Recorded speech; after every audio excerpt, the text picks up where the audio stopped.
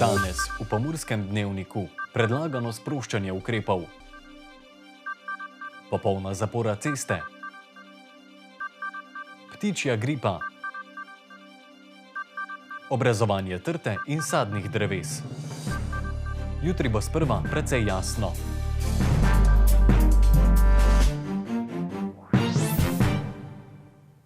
Spoštovane gledalke, cenjeni gledalci, lepo pozdravljeni. O prilagajanju epidemioloških ukrepov je v torek na Brdu pri Kranju z ministrom za zdravje Janezom Poklukarjem razpravljala širša zdravstvena stroka. Predlagali so odpravo pogoja preboleli, cepljeni, testirani v bankah, poštah, upravnih enotah in v trgovinah. V gostinstvu pa ukinitev pogojev PCT na zunanjih površinah gostinskih lokalov, ob ohranitvi omejitve števila gostov na terasah oziroma vrtovih. Šolarji pa med tem nestrpno pričakujejo trenutek, ko bodo lahko v razredih sneli maske. Napovedane ukinitve pogojev PCT na terasah in vrtovih se najbolj veselijo gostinci. Med njimi je tudi Marjan Vidovič, ki te dni pospešeno pripravlja letni vrt svojega lokala v Malečniku. Na novo tlakujemo, barvamo, seveda nove nadstrešnice, pravzaprav popravilo nadstrešnic. Skratka, tako da bodo zopet gosti z veseljem prišli pogledati, kaj je novega. Izpolnjevanje pogoja PCT je v preteklih 2 letih namreč odvrnilo marsikaterega gosta. Nekateri sploh niso hoteli, kljub vsemu, da so izpolnjevali pogoje, drugi so se bali, da se ne bi okužili. Tudi trgovcem v bodoče naj ne bi bilo potrebno več preverjati pogoja preboleli, cepljeni ali testirani. Zagotovo pozdravljamo sproščanje ukrepov, saj smo tako potrošniki kot ponudniki že utrujeni od samega, kar nam povzroča sam koronavirus. Tudi obiskovalci lokalov se veselijo sprostitev, a so nekateri kljub temu še vedno previdni. V redu, da ne bi. Niti v trgovinah, ker je to malo mučno, sploh za starejše. Nisem za to, da se prehitro ukrepi, zato ker ne vemo, kaj nas čaka, in koliko je še tega med nami, se pa vseeno veselim. Sprostitve pa se obetajo tudi v šolstvu. Zdravstvena stroka je namreč vladi predlagala razmislek, da se vsaj v razredih odpravijo maske. Nimamo večjih težav, pa vendarle so se učenci že tudi naveličali, tako da je sedaj opozarjanja o tem, da še vedno nosimo maske čedalje več. Številni šolarji so sicer koronavirus že preboleli, starejši med njimi so tudi cepljeni, zato sedaj razmišljajo o odpravi samotestiranja in pouka v mehurčku. Ta zadržanost v enem oddelku nekoliko povečuje medvrstniško nasilje v šolah, ne v nekih velikih pojavnih oblikah, bolj v nekem drobnem, pa vendarle odklonilnem vsakodnevnem ravnanju. Posledice omejitvenih ukrepov pa bodo še nekaj časa čutili tudi trgovci in gostinci. Ko nekoga omejuješ, ki neče sprejeti ukrepa omejevanja, zagotovo ga odvračaš od sebe in nehote so pač padli to, da so bili dejansko, v podrejenem položaju ti trgovci, ki so pač morali to preverjati. Ogromno ljudi je odšlo iz te panoge, pokazala se je za nesigurna, za nestabilno delo, vedno so bili ostrejši ukrepi ravno v turizmu, v gostinstvu in tudi najdaljši. Na terasah gostinskih lokalov bo tako najverjetneje še naprej veljala omejitev števila gostov.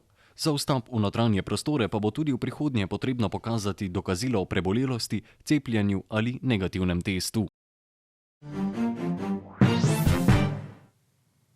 Župan mestne občine Murska Sobota Aleksander Jevšek in član uprave podjetja Pomgrad Boris Sapač sta že decembra lani podpisala gradbeno pogodbo za obnovo lokalne ceste Nemčevci-Markišavci-Polana.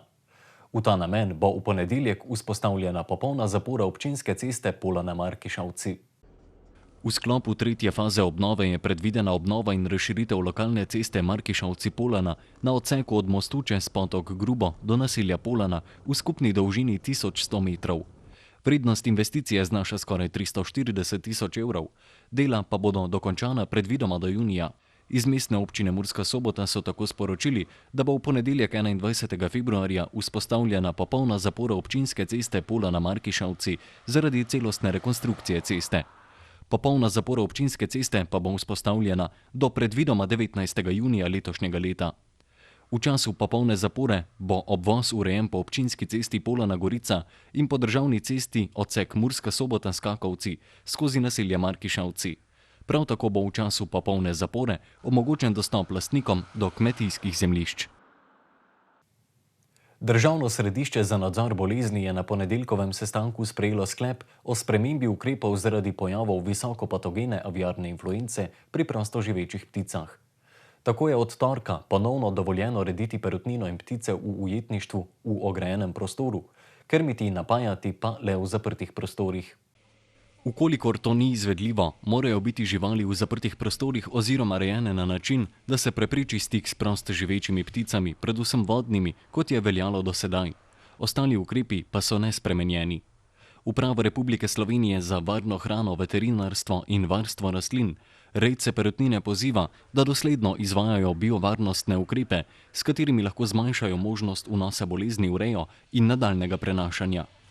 Pri znakih, ki bi lahko kazali na pojav aviarne influence v reji, kot so spremembe v proizvodnji, padec nesnosti, povečana umrljivost, zmanjšana poraba vode in krme ali spremembe v obnašanju živali, pa naj rejci nemudoma pokličejo svojega veterinarja.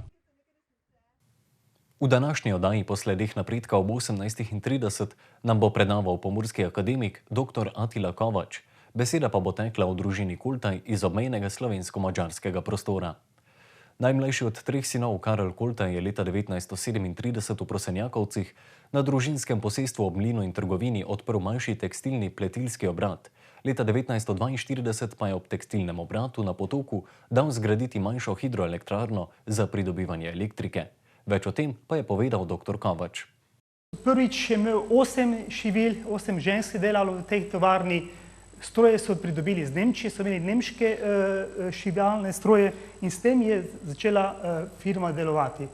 To je z obdobjem med drugo svetovno vojno, vidite, da se je podjetje širilo, bistveno večje že delavcev oziroma delavk. In to je ena fotografija z notranjosti, tako je izgledala tale tovarna znotraj, tu so tudi stroji, se lepo vidijo. In potem je ena zanimiva fotografija, en čas sem razmišljal, odkot delovna sila, izučena, ker je pač to, da delaš z šivalnim strojem, pač neko znanje že moraš imeti.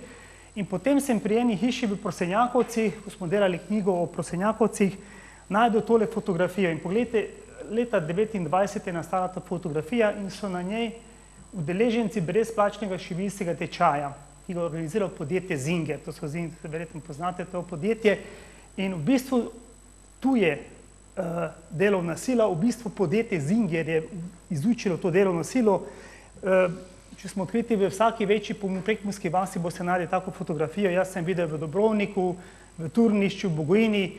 Podjetje je pač imelo te tečaje, ženske so prihajale, so se naučile šivati in potem, to je sedaj namen je bil ta, da bi mogoče te ženske potem kupile te stroje oziroma družine, ne? In mnogi so tudi kupili. In tako je bilo tudi v Prosenjakovcih, so imeli ta tečaj šivilstva in tako je v bistvu Karel Kultaj imel delovno silo na roki. Fotka pa še ena zanimiva za Prekmurje, nastala je pred gostilno Varga, to je gostilna, ki jo je imela v lasti Kučanova babica pa dedek v Prosenjakovcih. Danes v našem studiu gostimo Mirana Toriča, strokovnjaka za sadjarstvo in vinogradništvo s Kmetijsko-gozdarske zbornice v Murski Soboti. Gospod Torič nam je med drugim povedal, kdaj je primeren čas za obrezovanje, kako se pravilno lotiti tega opravila in koliko različnih vrst rezov sploh poznamo. Najprej je tu zimska rez, ki jo izvajamo v času zimskega mirovanja.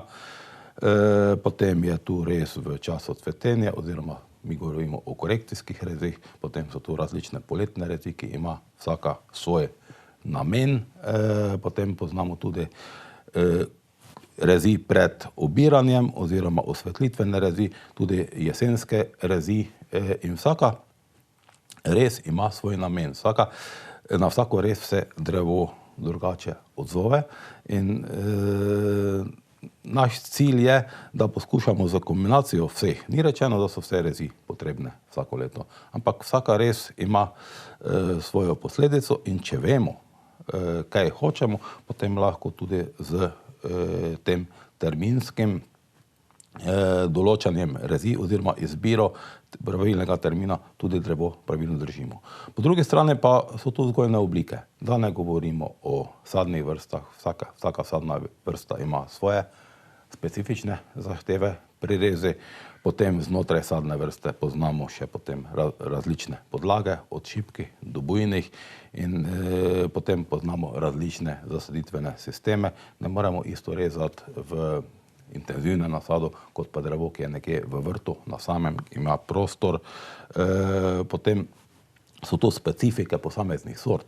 Tudi posamezne sorte znotraj jablane, recimo, zahtevajo drugačne rezi, kajti vsaka sorta, recimo bujna, se drugače odzove na rez kot pa šipka sorta in podobno. Ne zamudite celotne oddaje na televiziji Ideja, danes 15 minut čez 18. Na spletnem portalu Sobota Info lahko danes preverite izsledke zdravstvenega inšpektorata glede cepljenja mladoletnih oseb z vektorskimi cepivi. Več zanimivih vsebin pa poiščite na spletni strani sobotainfo.com. Jutri bo sprva precej jasno, po nižinah pa bo možna megla. Danes smo imeli jasen dan s temperaturami okrog 12 stopinj Celzija. Opoldne smo v Murski Soboti in v Lendavi namerili 13 stopinj, v Radencih 12, v Krajinskem parku Goričko pa 8 stopinj Celzija. Jutri zjutraj bo sprva precej jasno, po nižinah bo možna megla. Čez dan bo predvsem na zahodu in v osrednjem delu Slovenije občasno več oblačnosti, drugod pa bo prevladovalo sončno vreme. Najnižje jutranje temperature bodo v severovzhodni Sloveniji, v Murski Soboti in Mariboru okoli -1 stopinje, dnevne pa okoli 16 stopinj Celzija. V soboto bo oblačno, nekaj jasnine bo sprva le še na vzhodu. Zjutraj se bodo začele pojavljati padavine, ki se bodo popoldne okrepile. Meja sneženja bo sprva na nadmorski višini nad 1500 metrov, popoldne pa se bo pričela spuščati. V nedeljo zjutraj bodo padavine povsod ponehale, čez dan se bo jasnilo. Temperature v naših krajih se bodo zjutraj gibale od -1 do 5 stopinj, dnevne pa od 10 do 15 stopinj Celzija. Toliko smo vam imeli povedati v današnjem Pomurskem dnevniku, več informacij pa lahko najdete na naši spletni strani www.tvideja.si. Ostanite v naši družbi in nasvidenje do prihodnjič.